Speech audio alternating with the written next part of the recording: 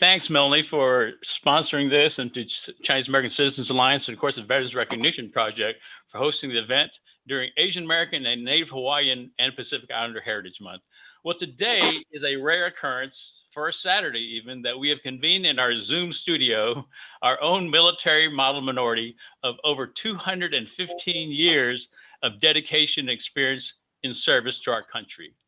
These are the post-World War II generation who joined in relative anonymity and made this their life's career, and many still may encounter the challenges of advancement. Well, when Chinese parents of any generation talk about a career, it's usually something STEM, right? It's science, technology, engineering, and math. Well, actually, it's science, technology, engineering, and money. And non-traditional careers were things like acting, dance, music, maybe teaching. But today's group that we're going to hear from is another non-traditional career for us: science, technology, engineering, and military. And as we listen to each of their conversations with us today, I hope you'll take what they say. And if you are a descendant of a Chinese American World War II veteran or know of one, I want you to make some mental comparisons of what your veteran may have shared with you about their experiences during World War II and after, and what you hear our panelists say, and hope you'll understand where they were and where we are today. Well, there's no better person to start this off than the topic that he's chosen to give a title to, and it's taking charge. If there's anyone that I know that's taken charge of things like the Chinese American World War II Veterans Recognition Project effort toward the Congressional Gold Medal, it is Major General William S. Chin, U.S. Army. Bill was in Army acquisitions and served in active duty for 32 years, primarily in missile and missile acquisitions. He served as a commanding general, U.S. Army Missile Command, and program executive officer. And of course, he's been in private industry as well. Bill has been a real force in why the Congressional Gold Medal bills were passed. If there's a person I would say holds people accountable, it is Major General Bill Chin. I want to thank him, first of all, for all of his leadership. Without much of that, if he were not kicking me and others in the where, we probably would not have this bill passed today. So Major General Chin, let's take charge. You take charge today. Up to you. Okay, thank you, Ed. But really, it was a team effort to get the passage of the Congressional Gold Medal. Now, I've had a number of challenges in my 32-year career. I'd like to talk about one such challenge. By means of background, aside from overseas assignments in Korea, Vietnam, Thailand, and Laos, and my battalion command tour, most of my assignments have been in weapon systems development and acquisition. In June of 1984, I had served 2 years as a colonel program manager of the Chaparral Air Defense Missile System, a short-range air defense missile. I then got a phone call from my 3-star general boss asking me to take over a troubled program called the Division Air Defense Gun System, a short-range air defense gun. The 3-star told me that he had to replace the brigadier general in charge of the troubled program. And this program had bad press in the New York Times, Washington Post, and on national TV, reporting on the system's radar having problems in tracking targets in a severe electronic jamming environment. Congress and the Secretary of Defense had major concerns on this program. So whoever took over the program would face major challenges. One, the Army needed to comply with congressional direction to conduct a force-on-force operational evaluation of the system. And two, the program was at risk because Congress withheld procurement funds pending the conduct of this operational evaluation. So it behooved the program manager to get the operational evaluation completed as soon as possible. Despite these challenges, when the 3-star asked me to take over this program, I said yes without hesitation. I was well aware of the real possibility of failure. That was risk. But where there's risk, there are opportunities. When I took over, I quickly assessed the biggest issue was that the Army had no funding for the operational evaluation.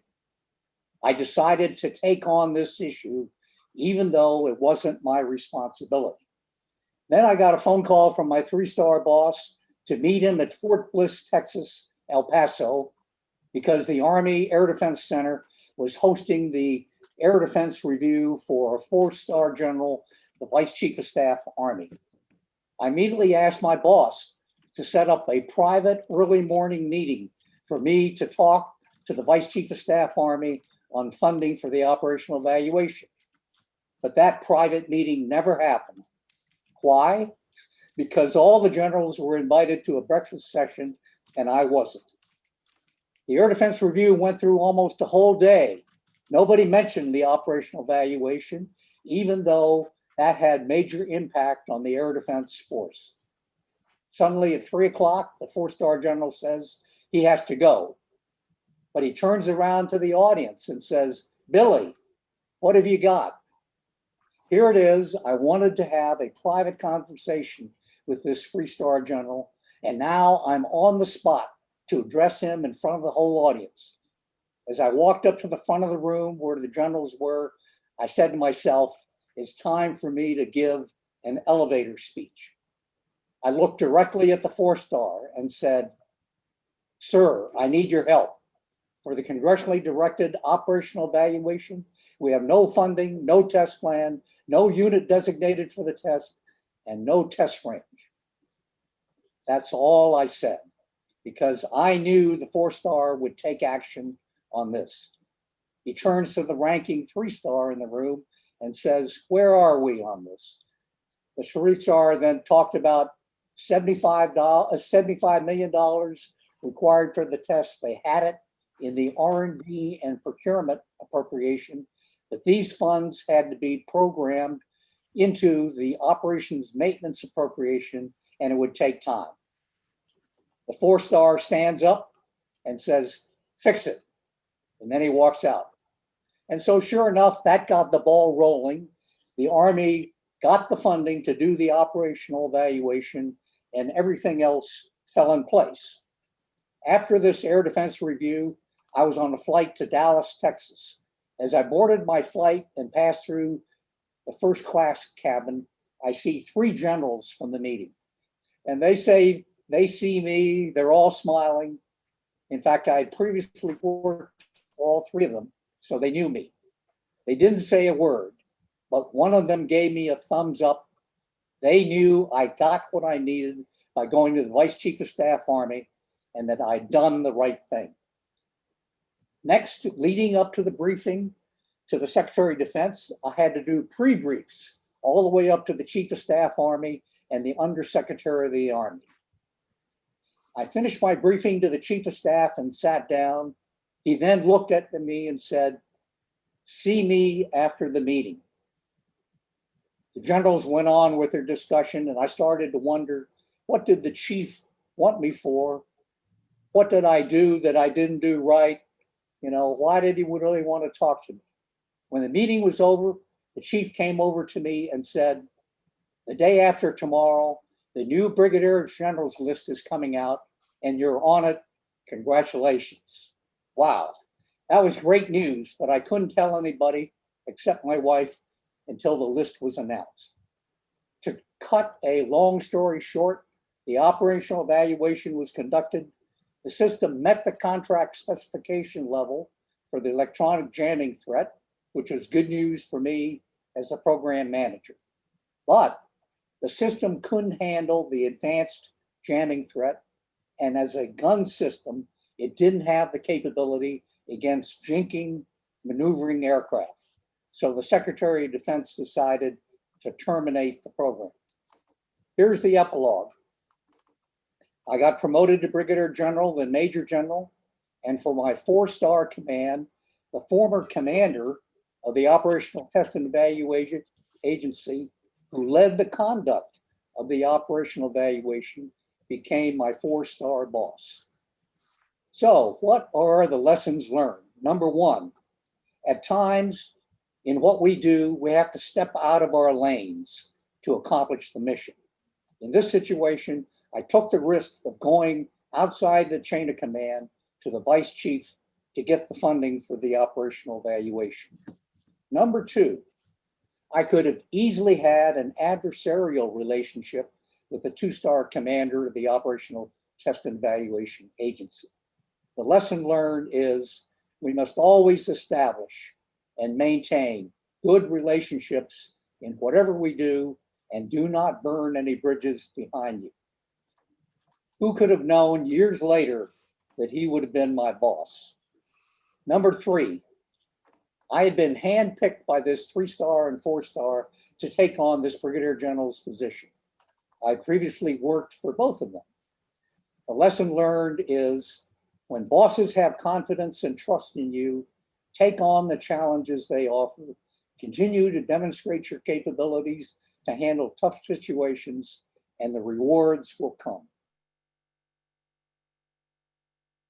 Celebrate AAPI Heritage Month. How does this all relate? Keep in mind, the time frame of the above was the mid-1980s. In those days, the words diversity and inclusion weren't in our vocabulary. The 3-star and 4-star generals, in selecting me to fill in for this Brigadier General's position, did so based upon the assessment that I was best qualified to fill that position. They were colorblind. They selected me based on demonstrated performance and potential, and I just happened to be an AAPI. So I would encourage AAPIs to take charge of your tasks and responsibilities, respond to the challenges you face, have faith and confidence in the merit-based system of our armed forces or wherever you work, and you'll be recognized and rewarded based upon your demonstrated performance and potential. Ed, back to you. Thank you, Bill, for those wise words, and I've really learned much from you. So let me just add to that you've done a wonderful job in leading all of us who have been civilians for the last several years in this project. So thank you again for your service and your example. Another gentleman that I really have embraced in terms of what he's meant to our committee and what he's meant to our project in securing the Congressional Gold Medal is Major General Robert G.F. Lee, also U.S. Army. When he talks about the World War II veterans and how they impacted his career, I think most of you who are descendants will want to listen to what Bob has to say. He served as infantry officer on active duty reserves and National Guard for 39 years. I believe you're the longest serving of all of the ones that have retired. Honored to have served with the 100th Battalion, the 442nd Infantry Regiment. It is the Army's most decorated unit from the time he started as a second lieutenant to its CO. He commanded the Army and Army National Guard and is responsible for Homeland Security, Emergency Management, and Veteran Affairs. Bob, thank you so much for your wisdom and your guidance throughout this project. Bob, tell us how the World War II veterans impacted your career. Thank you, Ed. And aloha to all from the state of Hawaii, which is where I am in talking to you all today. And just want to make a slight correction. Yeah, 39 years, I'm pretty old and served a long time, but my good friend Darrell Wong served 40 plus years. So we've got a couple of old codgers here, and but we're happy to join this session. And the reason why I chose the topic, how World War II veterans impacted my career, because we're really honoring that generation today, primarily the Chinese American World War II veterans. But back when I started, we were just leaving the Vietnam War. The Army was certainly not the most popular place to be. So I just had it fixed in my mind that I would serve my 6-year obligation and be gone, and try to become a good engineer like Ed Gore. But little did I realize that the Army assigned me to a unit that would change my mind. And as Ed said, this was the 100th Battalion, 442nd Infantry, a segregated unit of Asian Americans, primarily Japanese Americans, that were not allowed to serve initially. In fact, those in the service were mustered out because they were known as enemy aliens after December 7th, 1941. So I had to learn what these soldiers of small stature, but being extremely tough, what they had to go through, because they really had a lot to prove. because many of their families were in internment camps in the mainland United States. So, so these soldiers, once they were set to combat, had to prove that they were the best, and they gave it all. And initially were known as the Purple Heart Unit because they received so many casualties, but they did accomplish every mission assigned, even at great cost.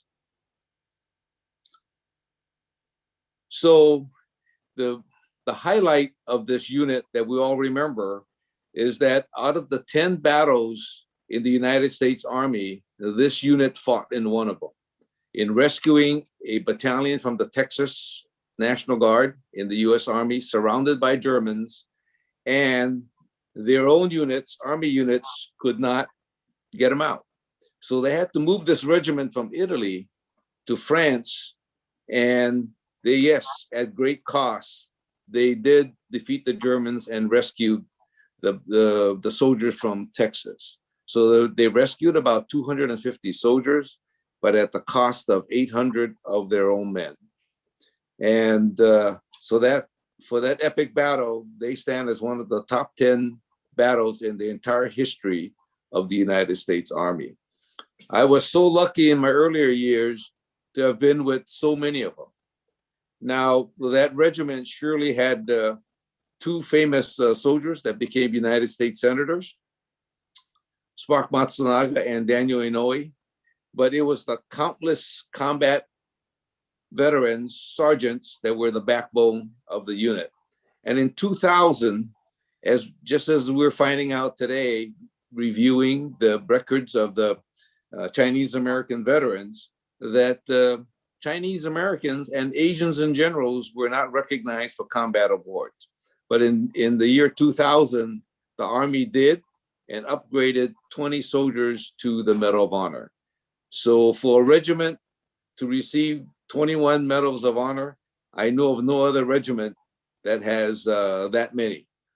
So, but the earlier picture that was shown, truly an honor to have been associated with Barney Hajiro, George Sakato, and Shizuya Hayashi, just regular folks that you would meet on the street and not recognize that they were Medal of Honor recipients. Sadly, none of the Medal of Honor recipients of the regiment are alive today.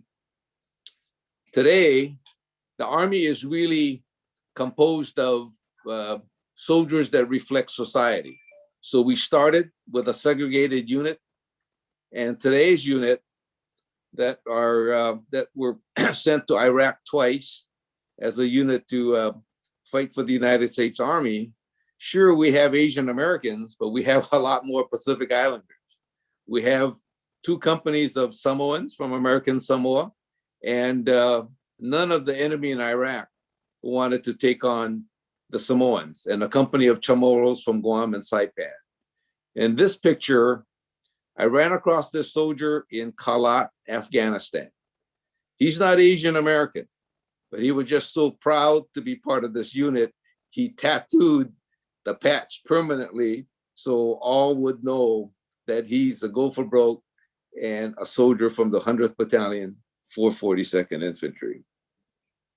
So what I wanted to say that in the Armed Forces of the United States, no matter your racial background, your performance as a soldier or service member must be at the highest standards.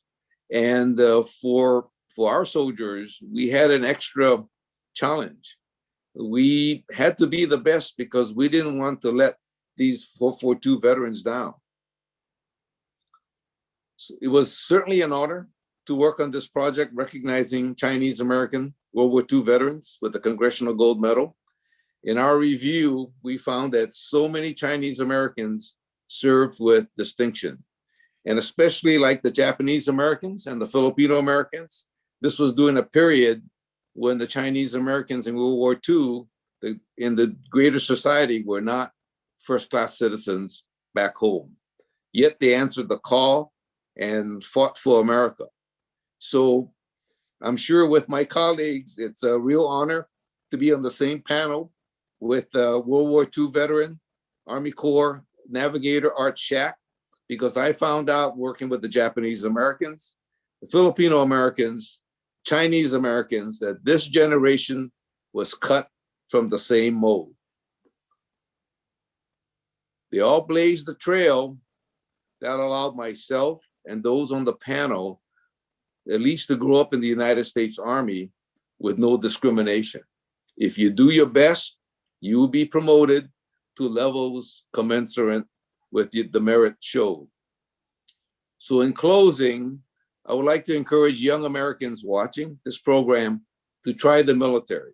I'm not asking you to make it a career, but even a couple of years of service, the values that are instilled in you and the friendships that you make will be lifetime.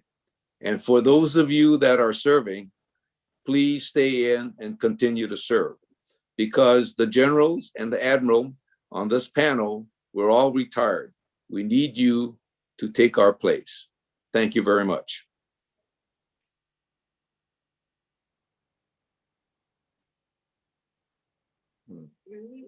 You're muted. Thank you, Bob. Appreciate your comments. And I certainly want to encourage those of you who are even considering life in the military to look at the examples that you see on this panel today and take from them what you can, because they're here to help.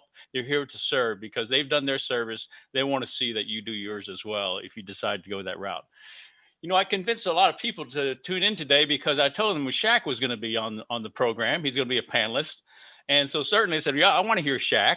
And so here it is. We have Arthur T.S. Shack. And so I just want to let you know that all the things that Arthur Shack has done in his life, if you want to think about being promoted on the basis of merit, Art Shack should be the Secretary of the Army today. But here it is, where we are today, where Shack is. And Arthur Shack is a navigator, a B-24 heavy bomber, Guardian Angel. On December 7, 1941, this carefree lifestyle for Art ended. He joined the Army Air Corps and was commissioned as a bombardier and navigator. He brings new meaning to the words bombs away. Art flew 51 combat missions over Germany, Italy, France, and Romania. Yet, and after VE, he served as a C-47 navigator flying between Guam, Saipan, and Tinian. Art was awarded the Distinguished Flying Cross, the Air Medal with 3 oak leaf clusters, and many other medals for Europe and Pacific. He used the GI Bill and obtained a civil engineering degree from Purdue University. When we say that Shack is in the house, there is only one on the islands, and that's Art Shack. When we think about a 97-year-old with a handicap, we're talking about his golf game. Golf pros say that as you get older, if you can shoot your age, that's phenomenal. Art, can you and I trade places? Because I'd be happy to shoot a 97 because I know you can shoot a 71. Art, how did World War II affect your life? Well, thank you. I'm so impressed with so much rank here with me. And I think I can claim one thing. I'm older than all of them.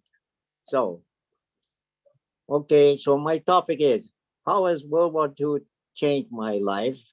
Well, I thought of 2 words, very significantly and very thoroughly. I thought it was great just getting out of high school in 1941 in Kauai High School in Lihue, Kauai. I thought that memory would last me a long time. But what do you know? Less than 6 months later, I was at Pearl Harbor on the day of infamy. And that supersedes anything I've ever seen since then and after then. So, that was Pearl Harbor, December 7th, 1941. And that was the start of World War II. Soon after high school, I left Kapaa, Kauai, my hometown, and moved over to Honolulu with full intentions of attending the University of Hawaii and get an education. But no, that was not to be. Instead of attending the University of Hawaii, I got a job with the Navy contractors at Pearl Harbor. they paid me 75 cents an hour, and I was a good worker. So soon after, I got 90 cents an hour, and that was great in those days. So that's how I ended up at Pearl Harbor and was there at the day of infamy. While working there, I had a fellow stock clerk, which was my job. And he came up to me and said, "Hey, Art, I just found out about the Army Air Corps. They're looking for aviation cadets."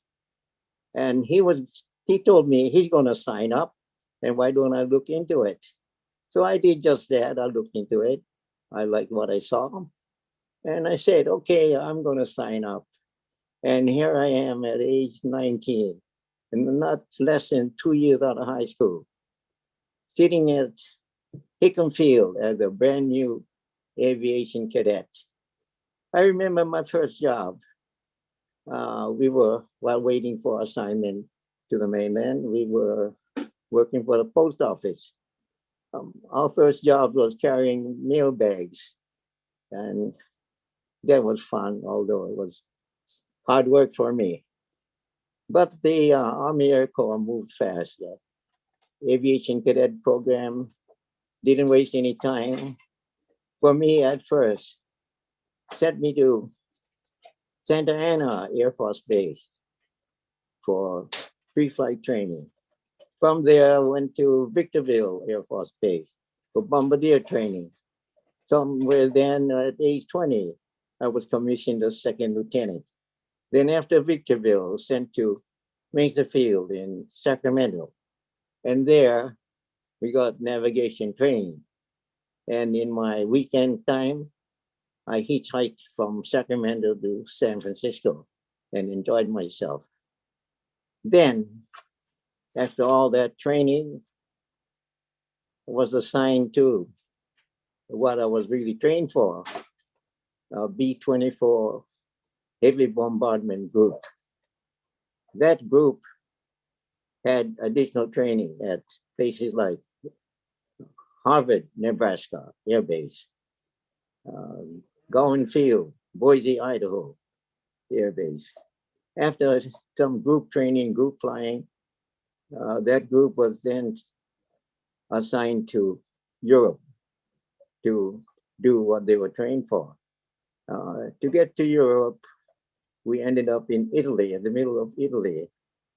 And we got there by leaving continental United States, flying to Brazil, then across the Atlantic, over nearby Ascension Island. In case we got troubles over the waters. Of course, we made it safely to Dakar, and from Dakar, we then went to Tunisia or someplace, Marrakesh, Tunisia, and then to Italy, which was the base for the group. From Italy, we flew many missions, target missions, to different countries such as Italy, France, Germany, Austria, Hungary, Romania, and a few others. And I was very fortunate. There you see a picture of our crew. There's 11 in the crew because there's two co-pilots. One for the co-pilot was promoted to be first pilot. But anyway, that's our group. And we flew 51 missions, and I said that I was very fortunate. My whole 51 missions was spent with the same group shown in this picture here. And we left our home base on missions. Some were routine, some were a little scary, and some were very scary. And to counter that, we had a few milk runs. And we took off early in the morning, went to the target, and got back to our home base successfully. Almost every mission except one. And on that one, the target was Ploesti. Some of you may have heard of Ploesti. We got shot up pretty bad, and all hell broke loose. When one thing goes wrong, more than one thing happens in succession, as some of you might know. In addition to having holes all over the plane, from flak, not bullet, from flak, our fuel lines were punctured and gas was leaking and creating fumes throughout the plane. And with those fumes, the pilot had to keep the bomb bay doors open to keep those fumes from being very dangerous, as small spark from an engine could blow us up sky high. In addition, there was a 500-pound bomb hung in its shackles. It wouldn't release. And in addition to that, there were 2 engines that were damaged so bad they had to be feathered. But we had a very skillful pilot, and he somehow miraculously flew us low-level flight, leaving a group protection, low-level heading back for Italy. We knew we couldn't make it, but off the coast of Italy, and before that, we were fired upon from more machine guns or anti-aircraft fire from low level. Fortunately, our pilot did some evasive action, got through it, spotted an airfield off the coast of Yugoslavia on the island of Vis, and made a one-pass run. There was no second chance because of fuel conditions. Made a one-pass run and made a very successful landing, meaning we all got out of it okay. So thank the good Lord, that was a guardian angel plane. And when they checked the fuel after we landed, the tanks were found to be dry. So that was something I will remember the rest of my life. And after doing our 51 missions, we were all sent home for rest and recreation and reassignment. When I got home to Hawaii, my dad was very proud of me, I guess. And he gave me one big blue owl party. And that was something also I will always remember, results of World War II. That after the blue owl was reassigned to a troop carrier squadron at Bellows Field, Waimanalo, Hawaii. And from there, we flew to the Marianas back and forth and touching bases with, at some one time or other, Palmyra Island, Johnson Island, Midway Island, Wake Island, Majuro, Eniwetok, and then to the Marianas, Guam and Kinyan and Saipan. And another recollection of something I will always remember, we took off from the Marianas one airport one day in August 1945. And on the same day, the Enola Gay took off for Hiroshima. So in my mind, I can relate this way. I saw the beginning of World War II. I was at Pearl Harbor on that day of infamy in 1941, December 7th. And I saw the end of World War II by taking off from the same airport that Enola Gay took off for Hiroshima in August 1945. So that's what I remember on the last flight that I did as a member of the United States Army Air Corps. Then with the war ending, did I get any more benefits from World War II? Well, there was a GI Bill. And with the GI Bill, in the mid-1940s, I was able to attend Purdue University in Lafayette, Indiana, and spent 5 years there, earning 2 degrees in civil engineering, and also got married and got a son born in Indiana. So I have a son, an Indiana Hoosier. Then there's a picture of my wife and Pam's grandmother. We got married in 1948. 9 months later, our son came by, Milton. So we left Purdue in 1951. turning down job offers from California and Maryland and went back home. And at home, we were, in those days, with my background, with my education, I was able to find jobs, good jobs, with the state of Hawaii, the Hawaiian Electric, Coast Guard, Army, Navy, and some other private practice, having my own practice too. So that's what happened to me with World War II. And I can say in conclusion, did it help my life? Did it change my life? I say absolutely, and no question about it. And do I have any advice for youngsters or anybody who's younger than me?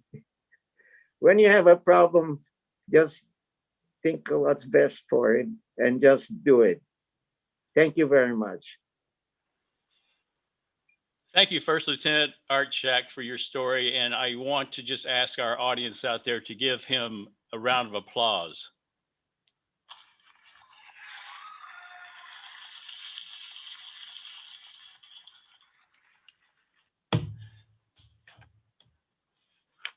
Well, Major General Daryl Wong, you have a tough act to follow right there. I can see that right now. It's going to be difficult, but we'll manage it through. I don't know how many of you remember when you were growing up, you played with these little green toy soldiers. So you ordered them through the comic book, and about 6 weeks later, when Amazon wasn't around, we got those 6 weeks later, we got those little infantry soldiers, and that's all we had. Now, those are the guys that joined Bob and Bill at the Army. Daryl was a smarter guy. He ordered the little green airplanes for himself. And so some people talk about cars they drive. Major General Daryl D.M. Wong, U.S. Air Force retired, talks about the planes he's flown during Vietnam and Kosovo. Daryl flew the C-141A on active duty during Vietnam, and then the KC-135R with the Hawaii Air National Guard during the Kosovo War. He retired with 40 years of service in the United States Air Force. And Daryl, you look really good for a guy that's 52, right? You joined in a really young age. But you command the Hawaii Army and the Air National Guard. You're responsible for Homeland Security and head of Emergency Management and Veterans Affairs. He is the one guy that has the non-traditional military career of being a pilot. Daryl, tell us how you walked in the footsteps of the World War II veterans. So yeah, Art, we have the utmost respect for Art. Bob and I are lucky enough to chase Shack all over the golf course. So thanks a lot, Art. I'll give you a little context. You know, what I'll talk about is probably a little different from all the other ones. I think the important thing is, you know, why did I join the military and why do I talk about in the footsteps of our veterans? You know, I entered the Vietnam War, and everyone probably that is old enough will understand it was not a popular war. It was hard to get a date for some of us that had short hair. None of the young girls would want to go out with us. There was a lot of protests in communities as well as college. There's a lot of moral decisions to be made. Some of by all my peers. I've had fraternity brothers who went to Canada to get out of the military. For myself, I knew I had to go in the military. It was just the right thing to do. But understanding that what I chose coming out of flight school would be an aircraft that did not shoot or drop any ordnance. It would hopefully bring good during the time of war. So it was a rude awakening for someone who came from a very conservative Catholic high school. You know, the destruction of war in a countryside, and the disruption of people's lives in that country, and even the countries that support the war, is something that, you know, the American people don't normally see. It's not what CNN shows you. Some of the other things, you know, I experienced as a young lieutenant is carrying bodies home, and then you also are carrying injured soldiers home. I mean, you care for them and you respect them because they gave their last measure to protect the homeland that they wanted to protect. The other thing that a lot of people don't hear or see is I saw a lot of crying women on fences. When our USGIs left Vietnam and Thailand, their promise to their women that they had stayed with They weren't bringing them home. And these women were going to get prejudiced by the Vietnamese as well as the Thais in that country. And then came the baby airlift, brought home the POWs as well as the refugee airlift. So we brought a lot of people into the United States that may be prejudiced into the future, but it was the right thing to do, I thought. So when I talk about the footsteps of our veterans, you know, from the beginning of time, our citizens defended the homeland. So what do you call the homeland? Is it the country that you're born in? So is it the adopted home, or the community that you live in, or the family that you support? I think it's all of the above. And for the servicemen like Bob and KK and Susie and all the other ones on this call, it is those that you fight shoulder to shoulder with in combat. If you go back in time, the Minutemen were farmers by day with rifles at the door, communities in danger, they picked up their rifles, left their families to defend it.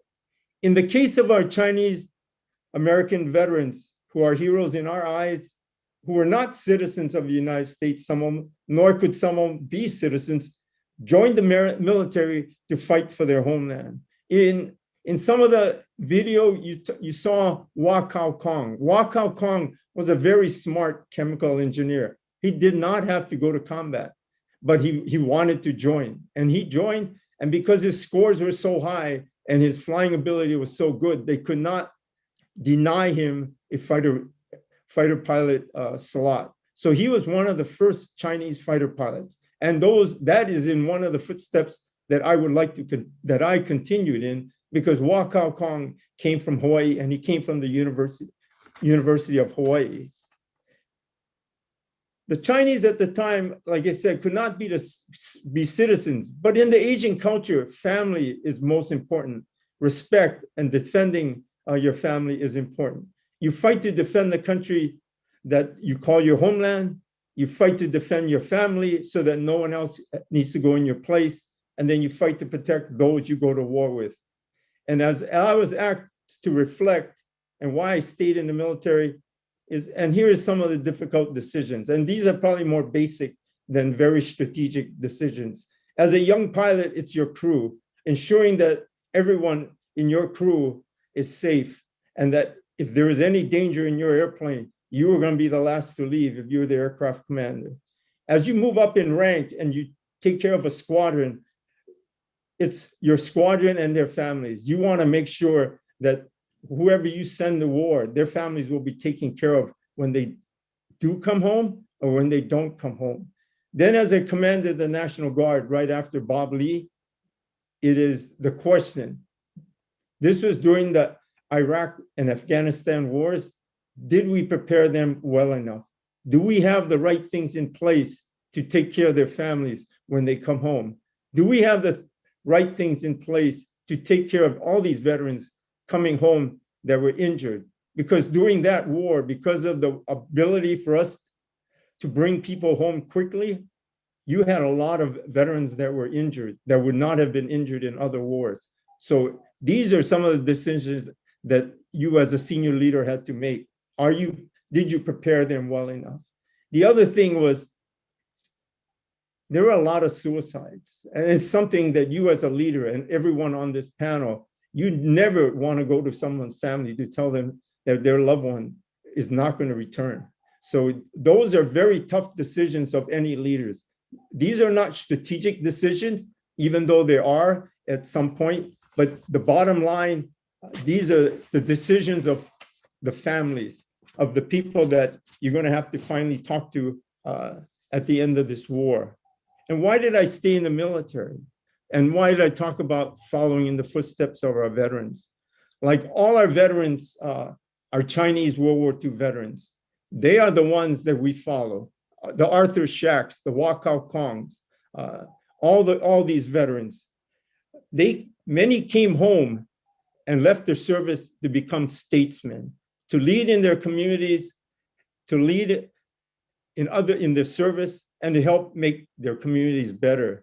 For myself, I left active duty after the Vietnam War and joined the Hawaii National Guard to continue to serve the island home that raised me. The National Guard is organized and trained to take everything they learn for a contingency and quickly adapt to it, to help the state and community in time of a natural disaster or man-made disaster. Why I say that is my mother never thought I'd come home after I left Honolulu. I was a very Kalohi kid. When I flew all over the world, I finally realized Hawaii's not so bad after all. So I did come home. And when I came home, I understood that I had to give back to the community that raised me. So for myself, I think all the veterans we have on this call today is to follow in the footsteps of those that came before us. Become statesmen in our own ways and use all that we learn in the military to help our communities. In ending this term that was ingrained in me as a youth in school, noblesse oblige, too much is given, much is expected. All the veterans on this call, they have been given much and given a lot. It is now our turn to give back to the community, the state and the country that raised us and that we all call home. This is what veterans like Senator Kaka, Senator Hiram Fong, Arthur Shack, and all Chinese American veterans who left to fight for their adopted country, their homeland, and came home, for those who are able to come home and give back and help tend to this country even more. And a lot of people asked about what advice would you give these young kids nowadays? What I told a lot of the young kids that asked me about that, the song, love the one you're with. Whatever job you're given, do it to the best of your ability. And once you do that, you'll be recognized and you move higher. The international experience, the leadership experience that I had really helped me follow on to work for another company. So this other company looked and asked me to work for them when I retired. So again, the value that you're going to learn from everything that you do is important. So again, Ed, thank you for your leadership in this thing and allowing us this small opportunity to thank all our Chinese World War II veterans, our true heroes. Mahalo, Daryl. Thank you so much for your words. I really do have listened to your example. You've made some great friends in Houston, as a matter of fact. Mr. Louis Yee, of course, is U.S. Army Air Force, and you were so kind to him as well. It's not by chance that most of our panelists are from the Army. We have one Air Force, and of course, we'll have one Navy that I'll introduce in just a second. But the statistics actually show that of the World War II veterans we have, 70% joined the Army or an Army Air Force at the time they were together. And it's not unusual for us to also look later on in life, and as we see the people who are enlisting or joining the Navy, Marine Corps, Coast Guard, and even Merchant Marines today, there's a smaller number in each one of those branches. But today's representative from the Navy, Rear Admiral Jonathan Ewan, is U.S. Navy retired. Now, John's naval career kind of reminds me of Radar on MASH. He was the guy who was entrusted with every detail and who could find anything, anywhere, at any time during the Korean War. Well, John served in the U.S. Navy Supply Corps for 35 years after graduating from the U.S. Naval Academy. He retired after leading the 47th Chief of Supply Corps and commander of the Naval Supply Systems Command for 5 years. He oversaw over 110 worldwide logistics facilities, a team of 28,000 military and civilian professionals, and $33 billion in managed inventory. I mean, that's a lot of toilet paper, John. I can tell you that right now. So, John, thank you so much for your service as well. I'm looking forward to hearing what you have to say about servant's heart, bedside manner, and the Socratic mindset. Sorry. Thank you, John. Thank you, Ed. So thanks for this opportunity to share my experience as a Chinese American veteran. I have a collage of my life that I'd love to show. If you could pop that up for me, Melanie. Thanks. So while growing up in San Francisco, I remember looking at photos of 4 of my uncles who were in their Army and Merchant Marine uniforms from serving with what I now know as 20,000 other proud Chinese American veterans of World War II. And I have to acknowledge that I stand on the shoulders of these patriots. the story that I get to share today is because of these patriots who fought for rights not afforded to them at that time. And for many of them, America was not a country of their birth, but it was and continues to be the country of their choice. When I was growing up in San Francisco, I remember I was always envious of all my classmates who could weave their family tree stories about being 1/8 of this, 1/4 of that, half of this. And their trees, their family trees were very broad-leafed and had very deep roots. Growing up, my tree was kind of, I thought was boring. It was more of a bamboo stalk. And this bamboo stalk of my family tree in the 1960s wasn't very diverse.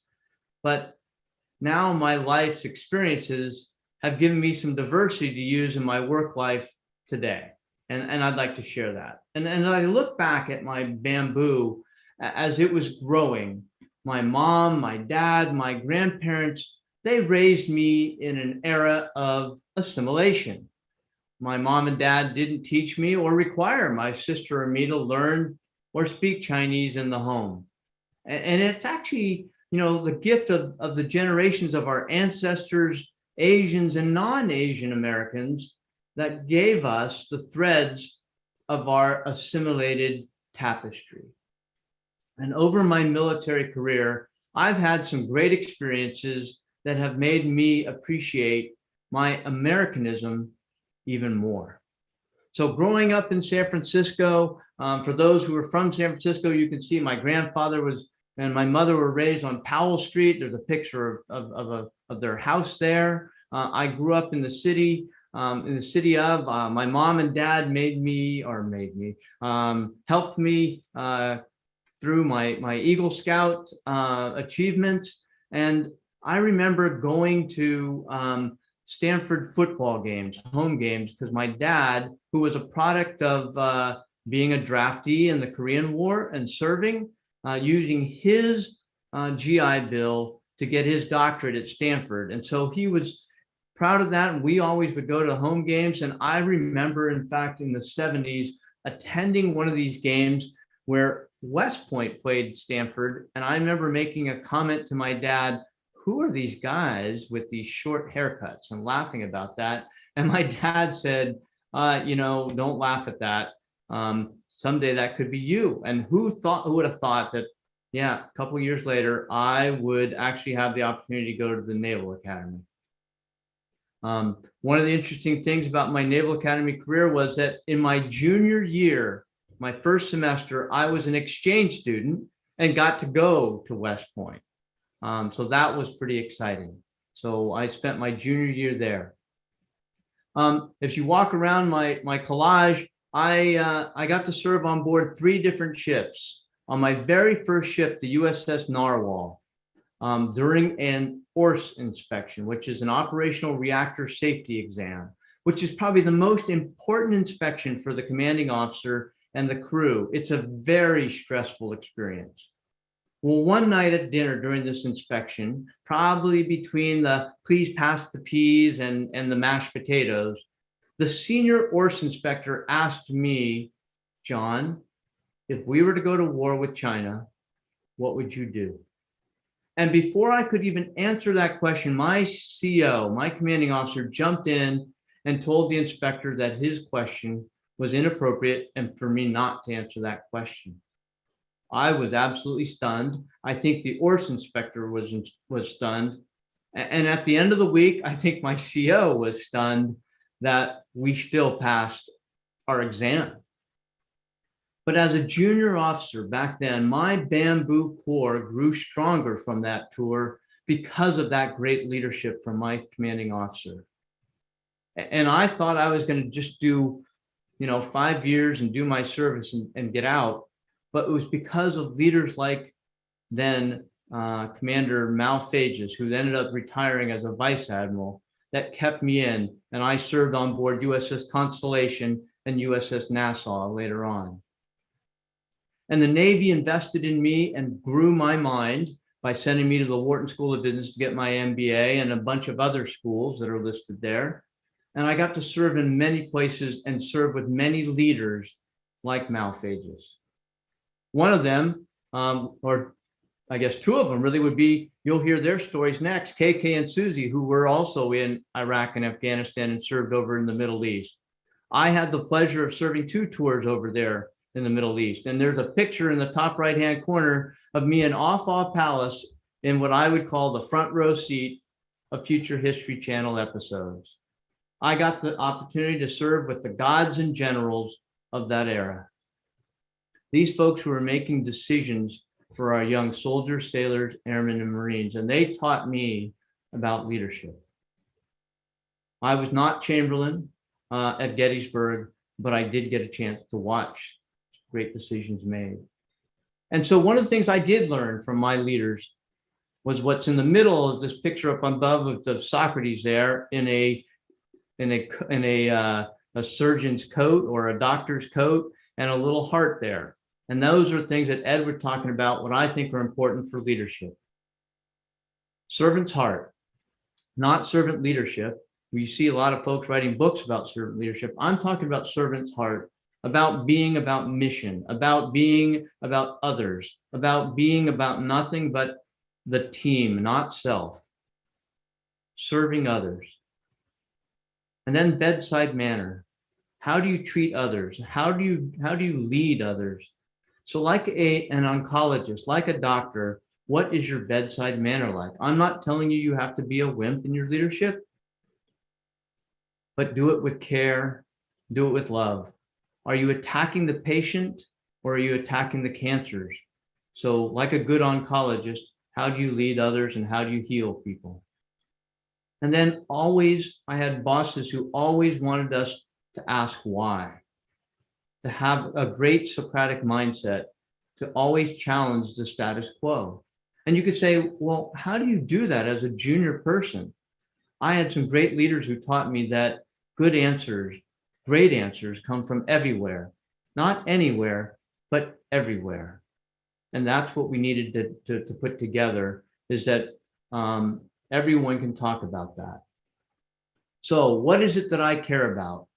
And in the center of my picture is my family.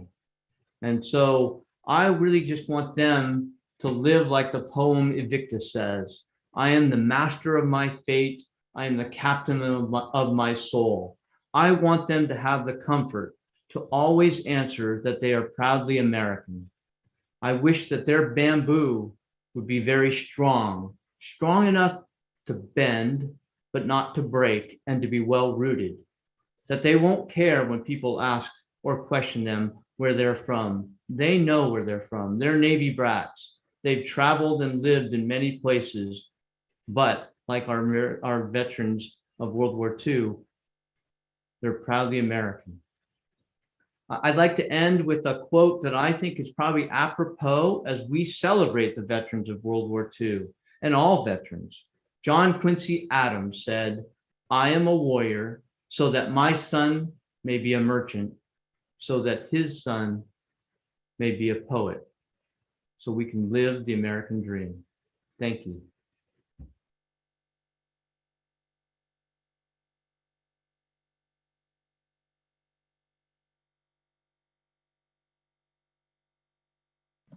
You're muted.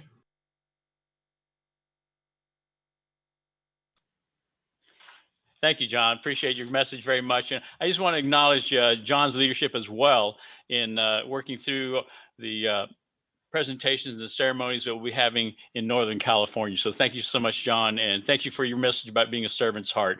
I was just saying that all of us who, whether you're civilian or in the military, we should have a servant's heart toward fellow man.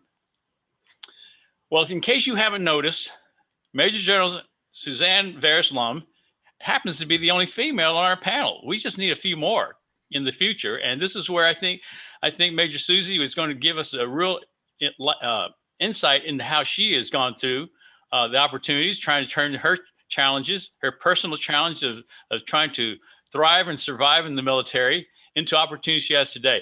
She just came back from a virtual trip to Washington, D.C. to be at the Apex Pete Palm Military Luncheon. So she is really tired. No, she's not. She's really ready to give us her examples because she's getting ready to retire at the end of the month. And so I hope, Susie, you're not going to be guarded about what you say. You won't lose your pension, I'm sure. But after 34 years, she is a distinguished military graduate of the University of Hawaii Army ROTC program, is commissioned into the Military Intelligence Corps. She's now acting as well in the J5 Mobilization Assistant to the Director of Plans and Policy. Susie, I am so looking forward to hearing your comments. You know, I've talked about the people I've listened to for the last 3 or 4 years who have been in the military. I'm certainly looking forward to your comments as well. So you're the only member, I think, that you are the walking United Nations as far as a diverse background in what you have. So Susie, thank you so much for being here with us all years. Aloha and mahalo nui, Ed. I really appreciate this opportunity to share with all of our distinguished panelists and, of course, all of our honoring our World War II Chinese American veterans. You know, after hearing Lieutenant Art Schack and our panelists, I'm already thoroughly inspired. So coming on the back end of these amazing presentations, it's overwhelming, but with every challenge, there's an opportunity. And after hearing Major General Bill Chin and Major General Bob Lee, you know, I had to alter my initial statement. I have to say that I'm a U.S. Army general officer and soldier first, who happens to be an Asian American Native Hawaiian Pacific Islander, and who happens to be a female general officer. So thank you for reminding me that we are soldiers and officers first. You know, I've always, like all of our panelists, been inspired by the Art Schacks and the World War II veterans, especially our Chinese American veterans who face challenges with this spirit of perseverance and determination. During World War II, you know, fighting a war abroad, as we heard from Art, was tough enough, but fighting discrimination and prejudice while proving your loyalty, when you hear John's question, those questions that are asked, John, you know, having to defend your loyalty, you know, creates compounding challenges. And our World War II veterans' ability not only to rise above that prejudice and serve our nation with valor and distinguished service, and then come home and contribute to our communities, making it better for the next generation, is, again, nothing short of inspiring. You know, it's the Chinese American example and those of other, I'd say, marginalized men and women, such as the Nisei veterans, as General Bob Lee mentioned, the Filipino Americans, the African Americans, the Native Hawaiian, the Native Americans, and we could go on and on. Those groups have inspired me throughout my 34-year career in the military. Their examples demonstrated that it is possible for us to turn those challenges into opportunities. As mentioned, I recently am retiring after 34 years of serving in all 3 components of the Army. And components, I mean active duty, the reserves, and the National Guard as a Major General. I know that I wouldn't be standing in this position if I didn't look to those who came before me, who set that example that we're talking about today. And especially someone like me who grew up in a small Hawaii town in Wahiawa and entered the Army Reserve as a private first class, with a non-typical, as it was mentioned, senior leader background, given my ethnic heritage. So my dad is Hawaiian Chinese. You know, Hawaiian Chinese combination in Hawaii is not unusual. So many of the Chinese immigrants who came to Hawaii, they integrated very quickly into the Hawaiian community. So many people who are Hawaiian are Chinese as well. Also, he's Portuguese, English, Tahitian, and my mom is from Japan. So that's really the #1 non-typical senior leader background in our nation's military today. And the second thing is my socioeconomic background. You know, I came from a family who knew when it was payday. So it was tough growing up. And #3, I'm a female in a male-dominated profession. So those are the 3 areas that make me non-typical, or, as I said yesterday, unlikely Major General. Some may have, and I know I did, view my life circumstances as, quote, challenges. Poor thing, it's going to be hard. Or, you know, we say, poor thing in Hawaii. When I looked at the hard lives of those before me, that changed my perspective to be able to keep going and believing that I could make a difference in an area that I'm passionate about, and that's service to our country and being part of that service. I always relished the stories of World War II, as my father, a Vietnam veteran, always controlled the 3 channels on the TV. We'd watch war movies, He'd read books about famous battles in the Pacific and the European theater. But the funny thing is that in most of those movies and documentaries and books, there wasn't much seen or written about Asian American, Native Hawaiian, Pacific Islanders. So consequently, I would hunt for these stories, the art shack stories, and look for those who rose above the stereotypes and biases and the boxes that people put others in. But thankfully, due to the many great leaders and the men who I've worked for, and two of them are on this line, Major General Lee and Major General Wong, who I consider inspirational as well as enlightened men who can see beyond the surface of people. And yes, before and after that, they've all been men that I've worked for. As well, I've also been inspired by those example of the World War II veterans, like our Chinese American veterans, who were able to transform these challenges into opportunities. And in the past 5.5 years, I was able to work in the most consequential region, the Indo-Pacific Command, the largest and oldest combatant command, with over 377,000 soldiers, sailors, airmen, Marines, and Coast Guardsmen. I know that sounds like an ad, but I'm really excited to have work there. I've advised the most senior leaders on matters that deal with our nation's top security challenges, the People's Republic of China or the Chinese Communist Party. And I make a distinction there. Not the Chinese people, but the Chinese Communist Party and the People's Republic of China. Russia, DPRK or North Korea, violent extremism, and as well as natural disasters. In this role, I dealt with 36 nations across 14 time zones in the Indo-Pacific region. So before I even began working as a one-star general at Indo-Pacific Command, or at that time, Pacific Command, as a mobilization assistant or deputy to the Director of Plans and Policy, I was the first female on that job. So someone told me, I'm not sure how you'll do because you're a female. And I'm not sure, and someone, not a lot, one person did say to me, sort of like that question that John brought up, how will people view you as you're working through the region and you kind of look like them? Would they perceive you as American? So I'm proud to announce that what was perceived as a challenge by a few was really not. The fact is that I engaged with so many countries, as many of you on the line here have: Japan, Korea, Australia, New Zealand, Bangladesh, Timor-Leste, Malaysia, Singapore, Sri Lanka, Mongolia, Laos, Cambodia, Thailand, Philippines, Indonesia, India, and even the People's Republic of China.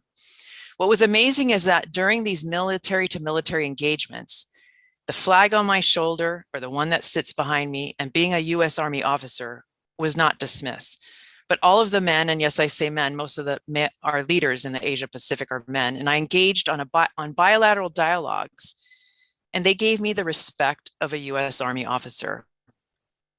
So I felt also that it was helpful to be from this region and understand the diverse culture and language from the host country's perspective. And I found it as a strength, an opportunity to open doors and have what I felt were frank and honest discussions. So while at Indo-Pacific Command, our US forces operate in the air, land, and sea around this vast Pacific and Indian Oceans. And a great appreciation, John, for our Navy brothers and sisters. And one of the ships that ensures that we have a free and open Indo-Pacific is the USS Chung Hoon. I would always watch it. We have a common operating picture and track it with the many vessels traversing through international waters, and there's a lot. I would enjoy asking people, especially our naval officers, John, if they knew who the Arleigh Burke-class Aegis destroyer was named after. And surprisingly, or maybe not, some knew and some did not. For those who did not, of course, I wouldn't miss an opportunity to educate. I would say, well, let me tell you, it's named in the honor of Rear Admiral Gordon Paea Chung Hoon. Being Chinese and Native Hawaiian, he is the first Asian American and Native Hawaiian admiral in the US Navy. So proud. During World War II, while in command of the destroyer USS Sigsbee, after a kamikaze crashed into the ship and it was badly damaged, commander at that time, Chung Hoon, made key decisions to save lives. And for his actions, he received the Navy Cross and Silver Star for his gallantry and extraordinary heroism. So he really turned this challenge into an opportunity to make a difference. It was a selfless opportunity, not a selfish opportunity, to change the course of the lives of the sailors on that ship that day. And to this day, The ship's motto is Imua Eka Koa Kai, Imua Eka Koa Kai, go forward, sea warriors. His legacy continues to inspire those sailors on long deployments every day today, and his story inspires me, and I'm committed to sharing it as long as it continues to remind people that in the midst of challenges are opportunities to do great things for others. So mahalo nui loa for this opportunity to join you all today. Aloha. Thank you so much, Susie. I have just in the past 24, 48 hours that I've listened to now twice, it's just an amazing story for us as Chinese Americans and those of us who have, daughters who might be thinking of that or nieces who think of this as a career for them. I really think this is something that anyone can embrace. And I think we don't have enough Chinese Americans today who are serving. So I think we need to up that percentage. And I think this is such a wonderful opportunity for all of you to give your stories and how you advanced the cause of humankind in showing that Chinese Americans are patriotic and loyal to this country. Thank you so much again, Susie. Appreciate your comments. I think it's interesting I get to talk about KK Chen right now because, he talks about relationships, trust, and family. And I said, when you serve in the military, then as a World War II veteran, and of course today, your family is also signed up for this gig, right? They don't get a choice out of it. And so I thought about myself and I said, or all of us who are descendants of World War II veterans, I said, when they left the military, you either had a laundry, a grocery store, or a restaurant. So guess what? If that was your dad and mother's life's work, guess what your life's work was for the next 18 years? So in terms of that being the way that it was, if you signed up for the military, bless your spouses, your significant other, and bless your children, because they're the ones that will support you, and you need their support as well. Well, KK lives in Hawaii with his wife, Val. They have 2 children, Ashley, an Army doctor, and also Jared, who's aspiring to be like Shaq. He went like Art Shaq to be a PGA golfer. He's a 1981 West Point graduate. And the one distinct thing I'll say about KK is he is an Army Ranger. So those are I won't say they're the toughest dudes, but they like to say they are. Okay, so let's just give KK that benefit of the doubt and say, okay, we agree with you today for the next 10 or 15 minutes, KK. You've had 2 combat parachute jumps in Grenada and Panama, and combat operations in Iraq and Afghanistan, as Susie had mentioned as well. You've been responsible for being commanding general for the Army South, and that's responsible for 31 countries in Central and South America. And just as Susie was pointing out, you guys are all over the place. Army, Navy, Marines, Coast Guard, everywhere. And without a joint operations, we would not be as successful as a country as we are today. KK, I look forward to hearing you talk about relationships, trust, and your family. Okay, well, aloha, everyone. I'm really grateful for this opportunity provided by CACA, Melanie and Ed, and along with Generals Bill Chen and Bob Lee. Thanks. And all I can really say is, wow, what a great learning and growing opportunity this panel or Zoom call has been for all of us. I think as I reflect on the past hour, I think it's worth asking the question, do we see things as they are, or do we see them as we are? So do we see things as they are, or do we see them as we are? As all of us are lifelong learners, I think we always ask, like Admiral Ewan asked, why do things happen? And as we learn, how have our perspectives changed? And in the case of today's webinar, Arthur Shaq continues to help me better understand the magnitude of the World War II Chinese American veterans' contributions to our country and to better appreciate all they did leading the way for future generations who continued their legacy of patriotism and leading from the front, as we've heard from General Chen, Lee, Wong, Gerslam, and Admiral Yoon. So let me see if I can provide a few closing thoughts on trust, relationships, and family. I get asked this question a lot. What person of sound mind and body would jump out of a perfectly good airplane? Would you? Would you jump out of a perfectly good airplane? I can tell you I personally wondered that about 175 times in my Army career. And not only did I jump from that perfectly good airplane, but twice into combat operations. In one case, just before 1 a.m. in Panama, after flying over the Panamanian military headquarters, La Comandancia, and seeing it on fire from the open door of the plane. The other was early morning in Grenada with people on the ground shooting at us. Pretty crazy, huh? So again, why would you do it? I guess we should start off with who's packing your parachute. First, I trust in God for in those 4 seconds after you jump out of that plane and before that parachute opens, you're truly in God's hands. But you should probably also ask, who physically packed your parachute? Because it has to open for you to live. Who did you trust with your life? I always make an effort to thank the parachute packers, or the riggers as we call them. They pack about 20 to 30 parachutes a day, and that's the most they can pack in a day due to safety regulations. It's really a thankless job, day after day. That's all they do. And if it's not for them, I wouldn't be here today. So I'd ask you, have you thanked those who have helped you get where you are today? Who packed your parachute?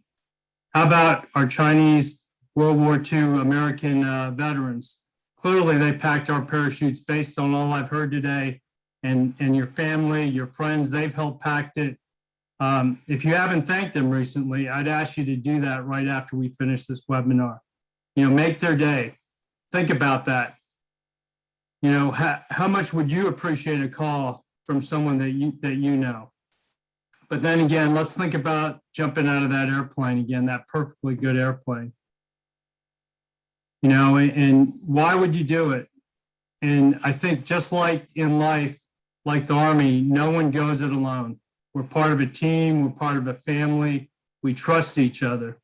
In the Army, our life kind of depends on our Ranger or our Army buddy who's on our left or our right in an ambush or a firefight. So just think about it. If bad people are shooting at your buddies and you, then how do you survive? You better shoot back so they can't see where they're shooting.